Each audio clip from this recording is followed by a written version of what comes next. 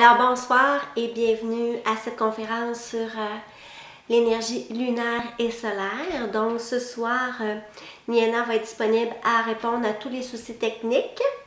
Donc c'est son côté à elle. Puis à la fin de la conférence, bon, je vais vous garder un petit moment pour une période de questions qui peut varier entre 3 et 5 minutes, tout dépendant. S'il y a des choses que vous voulez éclaircir, peut-être que vous n'avez pas bien compris avec mon petit accent québécois parfois.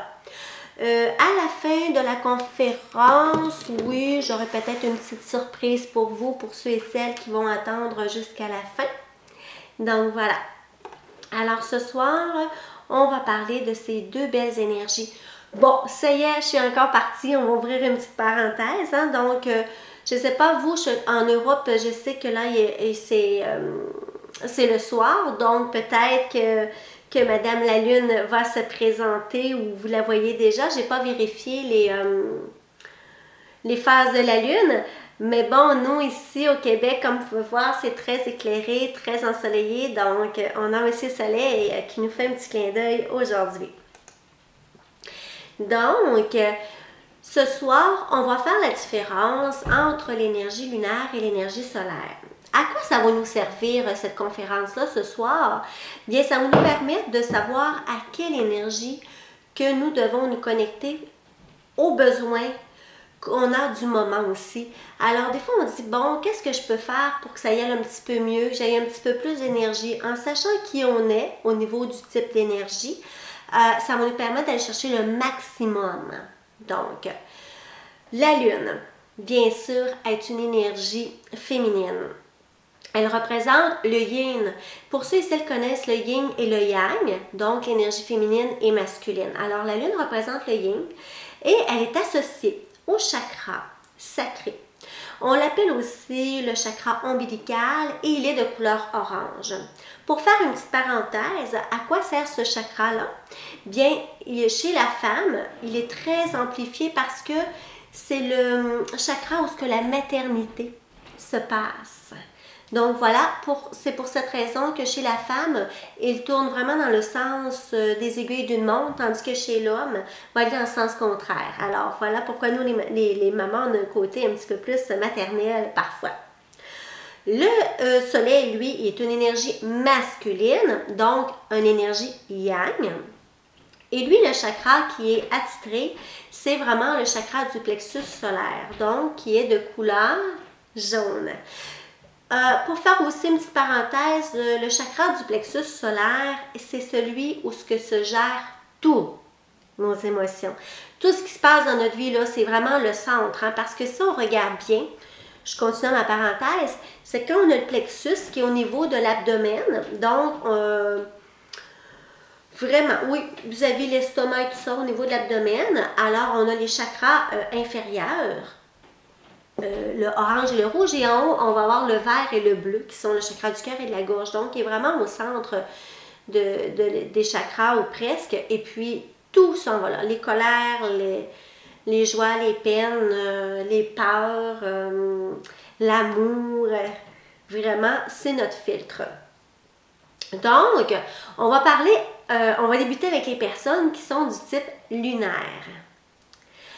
Vous allez peut-être vous reconnaître. C'est possible, par contre, je vois une petite parenthèse, que vous ayez les deux types d'énergie. Si jamais c'est le cas, vous allez voir que c'est très bien ainsi, parce que ça prend un équilibre. Donc, on ne peut pas être juste tout à fait lunaire ou tout à fait solaire. À un moment donné, il faut qu'on ait un petit peu des deux.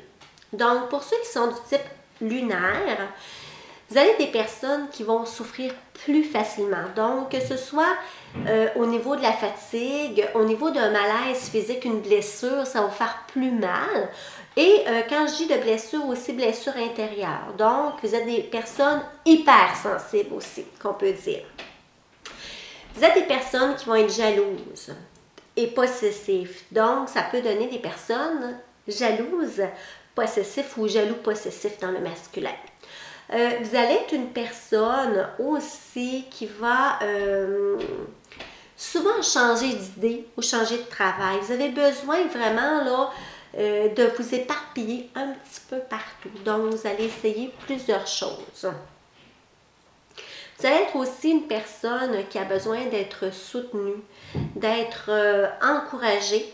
Et vous attendez à ce que les autres vous demandent de l'aide. Donc, vous ne serez pas quelqu'un qui va aller au-devant pour dire « Ah, as-tu besoin de quelque chose? Est-ce que je peux t'aider? » Vous êtes plutôt en réserve sur ça. Ce n'est pas négatif ce que je dis là. Ça fait plus des personnes, des fois introverties. Mais vous allez garder et vous allez attendre qu'on vous le demande parce que ça peut être soit la peur de vous offrir, la gêne, il y a plusieurs facteurs, mais bon, vous préférez ceci. Vous allez être une personne aussi qui va avoir plus de phobie ou de peur que les personnes du type solaire parce que vous allez avoir beaucoup peur des vols, du feu, hein, des incendies. C'est comme si vous voyez toujours le pire se produire. Alors, voilà pour vous. La Lune, c'est sûr aussi, ce qu'elle peut faire, c'est va vous affecter beaucoup plus quand ça va être les différentes phases. Vous savez, la nouvelle Lune, la pleine Lune, et même des fois, il y a des éclipses lunaires. Donc, si vraiment la Lune vous influence au niveau du sommeil, au niveau aussi de votre caractère, bien, c'est que vous êtes du type plutôt lunaire. Les personnes aussi qui vont être du type lunaire ou qui vont s'alimenter un peu trop de l'énergie lunaire, ça va alimenter votre ego. Donc, l'ego devient très fort.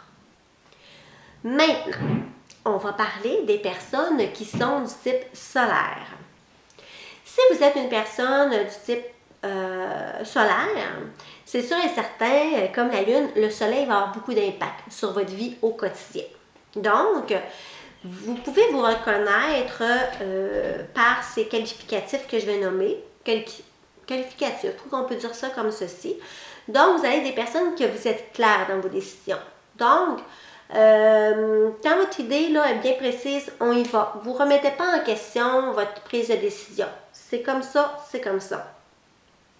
Vous allez être une personne aussi qui va s'autosuffire par vous-même. Donc, vous n'avez pas besoin, contrairement à les personnes du type lunaire, qu'on vous appuie, qu'on vous donne du soutien. Ça va faire des gens plus autonomes, fonceurs, et vous allez vous sentir bien partout. Vous allez comprendre tout à l'heure pourquoi tout ça. Donc, votre amour vous sert vraiment de protection, vous vous sentez protégé avec tout cet amour qui vous entoure, que ce soit votre famille, vos enfants à l'intérieur de vous ou l'énergie divine, peu importe le nom que vous lui donnez. Les personnes de type solaire vont rendre service plus facilement. Je ne dis pas qu'ils vont rendre service plus que les personnes de type lunaire, mais plus facilement. Parce que vous êtes capable d'aller au-devant des gens. Cette timidité-là que le type lunaire a, vous l'avez moins. Donc, vous allez passer par-dessus et vous allez être toujours comme au-devant. As-tu besoin d'aide? Il faut faire attention. J'ouvre une petite parenthèse parce que des fois, être trop, c'est comme pas assez, vous savez. Fait que si vous êtes trop devant, mais c'est probablement que vous avez trop d'énergie solaire. Comme je parlais un peu plus tôt, qu'il faut un balancement. Donc, si vraiment vous ne donnez pas la chance à la personne de prendre elle-même ses décisions, que vous êtes trop devant, bien, ça peut devenir un handicap pour cette personne-là. Donc, comme j'ai mentionné, c'est une personne claire dans vos décisions. Et, oui. Donc, maintenant, si on parle aussi au niveau, je vais dire, physique, psychologique, spirituel. Si on revient à notre côté yin, à notre côté lunaire, cette énergie-là va être très bonne pour la guérison émotionnelle. Donc, si vous vivez une peine d'amour, connectez-vous à l'énergie lunaire. Tandis que l'énergie solaire, le yang, va être très bon pour les soins. Alors là, on va faire ceux qui font des traitements Reiki, qui font du magnétisme. Ils vont utiliser beaucoup cette énergie-là et ça va aider à traiter la joie, la gaieté. D'accord? Maintenant, on va encore un petit peu plus loin dans ces deux énergies-là. Lorsque des nuits de pleine lune, vous allez remarquer que la lune, elle est mystérieuse. Elle est mystique. Et je ne sais pas si on peut dire que c'est un mythe un tabou entre parenthèses ou si c'est vraiment vrai. Mais je vous emmène dans mon petit monde ce soir. C'est que souvent on va remarquer lors de la pleine lune qu'il va y avoir plus de vols. Hein? On dirait qu'il se passe plus d'affaires un petit peu hors contrôle, anormales. Il va y avoir plus de magie noire, plus de cérémonies. Donc, quand on parle de cérémonie aussi, on peut parler du côté lumière. Beaucoup de gens vont en profiter pour méditer, hein? Se rassembler lorsqu'il y a une pleine lune. L'énergie de la lune, elle est froide. Donc, il va y avoir beaucoup de mythes ou de croyances qui est associée avec cette énergie-là, comme je viens de vous parler, de la magie positive, la sorcellerie, les vols, plein de choses qui vont se passer. Le soleil, quant à lui, va être plus un autogénérateur de notre flamme intérieure. Donc, il part vraiment du centre de notre être essentiel et lui va s'auto-alimenter en permanence depuis le cœur. L'énergie solaire, elle peut donner tout le temps de son énergie et vous allez comprendre pourquoi. C'est que lui, le soleil, qu'on le voit ou qu'on ne le voit pas, il y a plein de nuages. Il y a comme toujours un petit filtre de soleil. Hein? Il y a comme tout le temps une petite lumière. Même si c'est nuageux, on sent sa force, on sent son pouvoir. Et c'est pour cette raison-là que c'est plus facile de s'alimenter au soleil parce que lui, il est toujours en action. Donc, il s'alimente par lui-même. La lune, elle, c'est un peu plus difficile parce qu'elle n'a pas de source lumineuse qui lui est propre. Donc, sa source de lumière est éphémère. La lune va être en fonction un certain moment de la soirée, ou oui, on va dire. Et après ça, elle est moins parce qu'elle ne s'alimente pas. Alors, pour le balancement de notre être, comme je parlais un peu plus tôt, il faut profiter de ces deux énergies-là qui sont très, très bénéfiques. Lorsqu'elles sont jumelées, elles vont avoir chacune une propriété et vont apporter un balancement de tous vos chakras, de tout votre être. Comme j'ai dit tout à l'heure, on ne peut pas être juste solaire ou seulement lunaire. Parce qu'à un moment donné, soit qu'on va avoir trop d'énergie ou soit qu'on va en manquer. C'est sûr qu'il va y avoir un déséquilibre en quelque part. Puis, quand ça crée un déséquilibre, c'est ça qui va faire que nos chakras ils vont être en dysfonction. Donc, des fois, on dit, bien, pourquoi telle situation m'arrive? Ou bien, quel exemple que je pourrais vous donner? Une personne qui va avoir un petit malaise physique à répétition. Donc, on va prendre l'exemple, un otite, tiens, c'est le chakra des oreilles. Hein? Donc, ça va être à répétition, elle va même aller prendre la médication. À un moment donné, il faut regarder qu'est-ce qui se passe. C'est parce qu'il y a un déséquilibre. Alors, elle doit manquer un peu d'une de ces deux énergies-là. La bonne nouvelle, c'est qu'on peut s'alimenter de ces deux énergies-là tout à fait gratuitement. Donc, le soleil, c'est gratuit, la lune, c'est gratuit. Au niveau, là je vous ai parlé au niveau physique, que c'est bien de s'alimenter aux deux. Si on va un petit peu plus loin, je vous ai parlé tout à l'heure, on va parler physique, on va parler spirituel.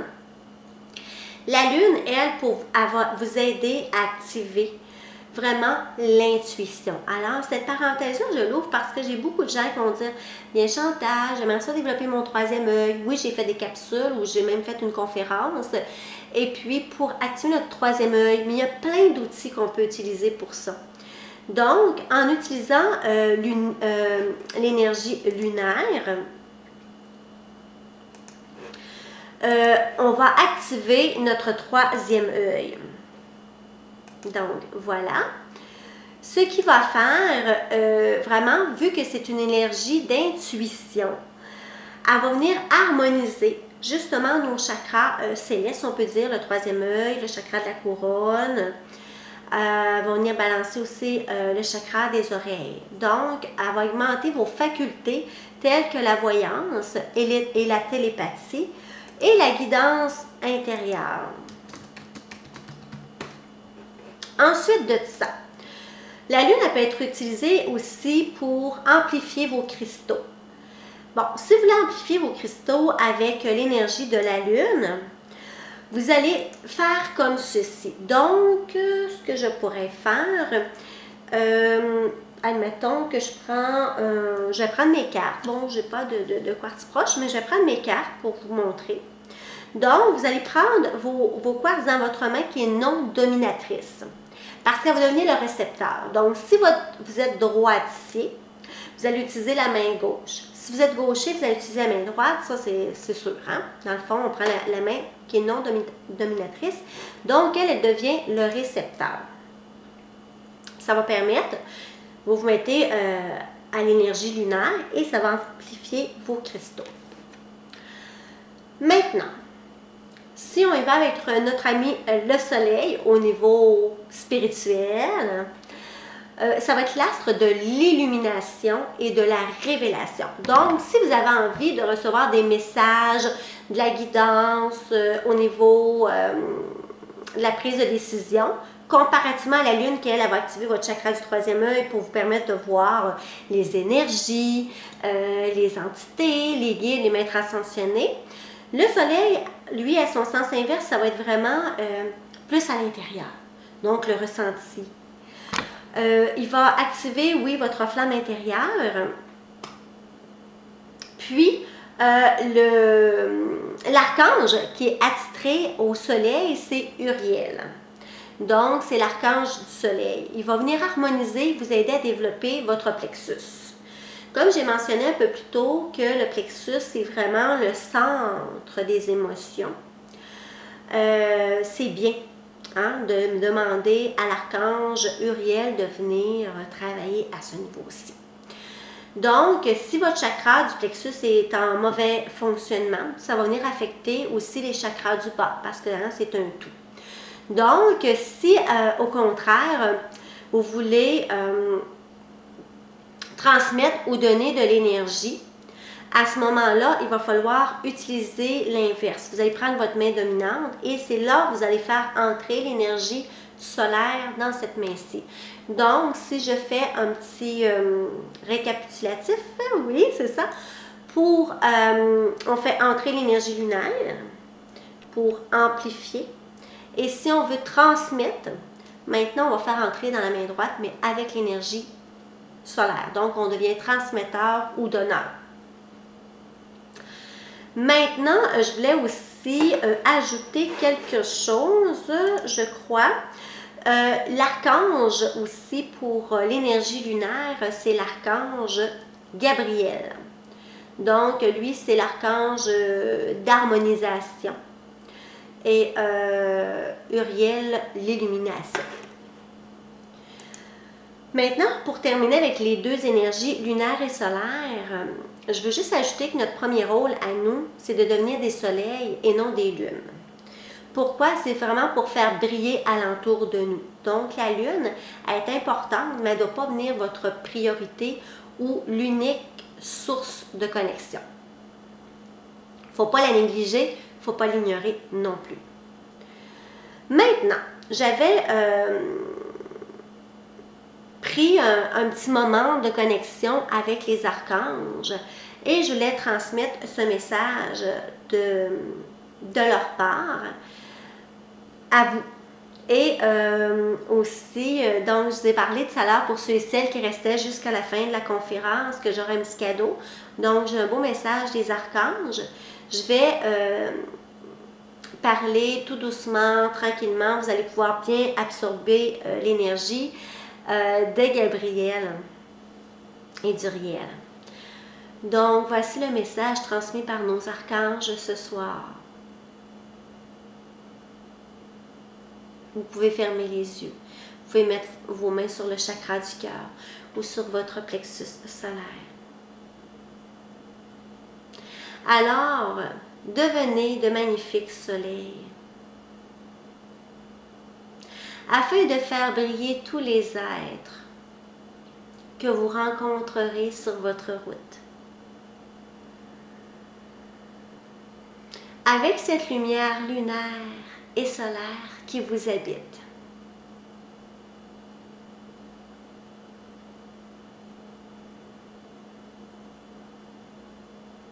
Et qu'il en soit ainsi. Soyez des récepteurs et des donneurs.